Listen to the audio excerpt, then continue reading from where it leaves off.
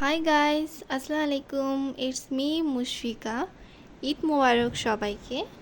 সকাল সকাল উঠে একটু চা খেয়ে নিলাম। এরপর দেখলাম আম্মু গেস্টদের জন্য ক্ষীর পুডিং এগুলো বানাচ্ছে। তো আমি আর আমার বোন মিলে একটু সাজিয়ে দিলাম।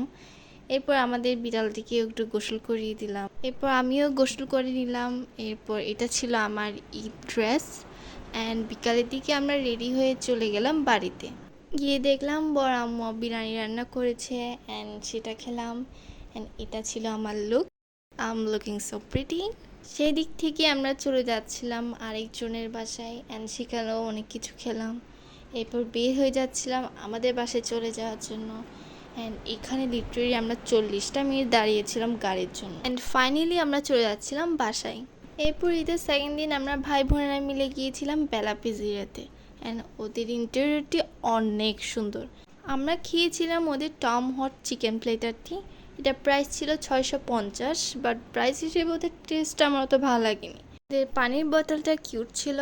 অ্যান্ড গচার মধ্যে আমরা চেয়েছিলাম ওদের ম্যাঙ্গো চিজ অ্যাফেয়ারটি, বাট এটা অ্যাভেলেবেল ছিল না, যার জন্য আমরা খেয়েছি গ্রিল মিল্ক টি।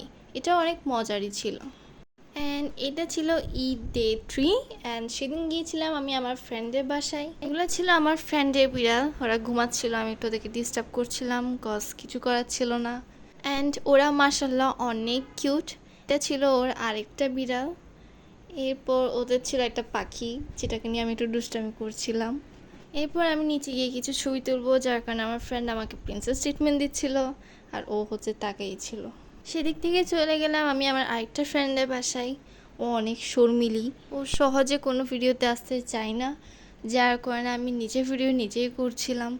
অ্যান্ড সেখানেও কিছু খাওয়া দাওয়া করলাম। ওর বোনের হাতের রান্না মাসাল্লাহ অনেক মজা। এরপর কিছু স্ন্যাপ নিয়েই আমরা বের হয়ে গেলাম আমাদের বাসায় চলে যাওয়ার জন্য। আই নো ঈদ ব্লগটি আমি অনেক লেটে দিচ্ছি, বাট আশা করি ভিডিওটি ভালো লাগবে। আল্লাহ হাফেজ।